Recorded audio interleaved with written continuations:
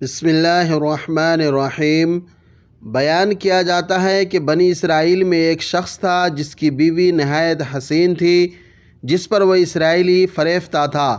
چنانچہ جب اس عورت کا انتقال ہو گیا تو اس اسرائیلی کو بڑا قلق ہوا اور ایک مدت تک وہ اس عورت کی قبر پر بیٹھا روتا رہا۔ اتفاقاً حضرت عیسیٰ علیہ السلام کا ادھر سے گزر ہوا تو انہوں نے اس اسرائیلی کو پریشان حال دیکھ کر اس کا سبب معلوم کیا۔ جب اسرائیلی نے اپنا واقعہ بیان کیا تو حضرت عیسیٰ علیہ السلام نے دریافت فرمایا، کیا تو چاہتا ہے کہ میں اس کو تیرے لیے زندہ کر دوں؟ اس نے عرض کیا کہ ہاں حضور، یہی میں چاہتا ہوں۔ چنانچہ جب حضرت عیسیٰ علیہ السلام نے اس قبر کے مردہ کو آواز دی تو قبر سے ایک حبشی غلام، جس کے ناک کے نتنوں، آنکھوں اور جسم کے دوسرے سوراخوں سے آگ کی لپٹیں اٹھ رہی تھی، حضرت عیسیٰ علیہ السلام کو دیکھتے ہی غلام نے کلمہ پڑھا کہ لا الہ الا اللہ عیسیٰ روح اللہ۔ اسرائیلی نے یہ دیکھ کر عرض کیا، حضور مجھ سے غلطی ہو گئی، میری بیوی کی قبر تو دوسری ہے۔ یہ سن کر حضرت عیسیٰ علیہ السلام نے حبشی کو حکم دیا کہ تم اپنی قبر میں واپس ہو جاؤ۔ چنانچہ وہ مردہ ہو کر گر گیا اور اس کی قبر کو مٹی سے چھپا دیا گیا۔ پھر حضرت عیسیٰ علیہ السلام نے اس دوسری قبر کی جانب توجہ فرمائی اور حکم دیا کہ اے صاحب قبر، اللہ کے حکم سے زندہ ہو جا۔ چنانچہ قبر پھٹی اور اسے ایک عورت سر سے گرد جھاڑتی ہوئی باہر آ گئی، جس کو دیکھ کر اسرائیلی بولا کہ یا روح اللہ، یہ میری بیوی یہی ہے۔ اور حضرت عیسیٰ علیہ السلام کے حکم سے وہ اسرائیلی اپنی بیوی کو ہمراہ لے کر واپس ہونے لگا، مگر عرصہ سے جاگا ہوا تھا، اس لیے اس پر نیند کا غلبہ ہو گیا اور اس نے بیوی سے کہا کہ تیری قبر پر گریہ زاری اور بیداری نے مجھے ہلاک کر دیا ہے، اس لیے میں چاہتا ہوں کہ کچھ دیر آرام کر لوں۔ بیوی کہنے لگی کہ ہاں، آپ آرام کر لیجئے۔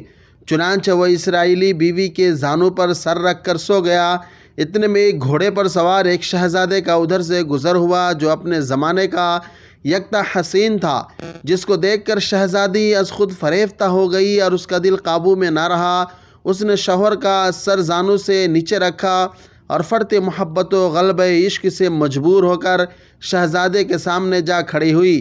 ادھر جیسے ہی شہزادے کی نظر اس پر پڑی، وہ بھی اس کو دیکھ کر اس پر فریفتہ ہو گیا اور عورت کی خواہش پر اس کو اپنے گھوڑے پر بٹھا کر لے گیا۔ چنانچہ اس کے شوہر نے بیدار ہو کر جب اپنی بیوی کو نہ پایا تو نہایت پریشان ہوا اور اس کے ملنے کی تدبیر سوچنے لگا۔ سوچتے سوچتے آخر اس کے نشان قدم پر چل کر اپنی بیوی کو تلاش کر لیا، جو شہزادے کے پاس پہنچ چکی تھی۔ اس کو دیکھ کر اسرائیلی نے شہزادے سے عرض کیا کہ یہ میری بیوی ہے، آپ اس کو چھوڑ دیجئے۔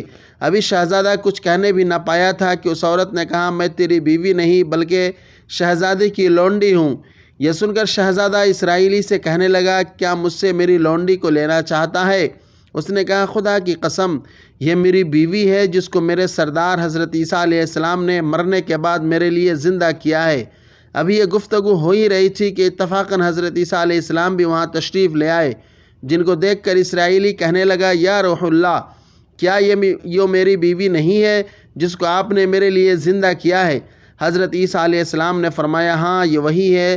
یہ سن کر عورت کہنے لگی، یا روح اللہ، یہ شخص جھوٹا ہے، میں تو اس شہزادے کی لونڈی ہوں۔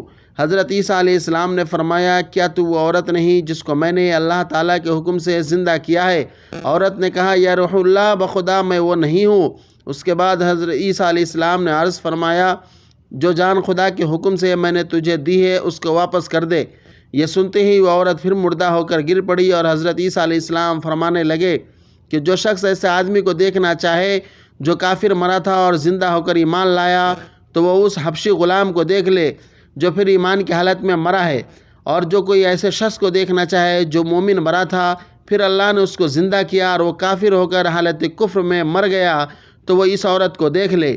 اس واقعہ کو دیکھ کر اسرائیلی نے قسم کھائی کہ اب کبھی نکاح نہیں کروں گا، اور میدانوں کی طرف نکل گیا، جہاں اللہ تعالیٰ کی عبادت میں مصروف رہ کر اسے موت آ گئی۔ اللہ تعالیٰ اس پر رحم فرمائے۔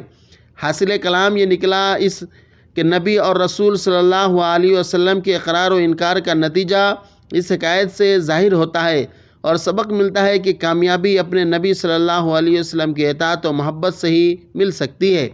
چنانچہ ہمیں بھی چاہیے کہ ہر حال میں اپنے نبی کی اطاعت کو سامنے رکھے، چاہے دل مانے یا نہ مانے، لیکن نبی کریم صلی اللہ علیہ وسلم کے طریقوں کو لازمی اپنایا جائے۔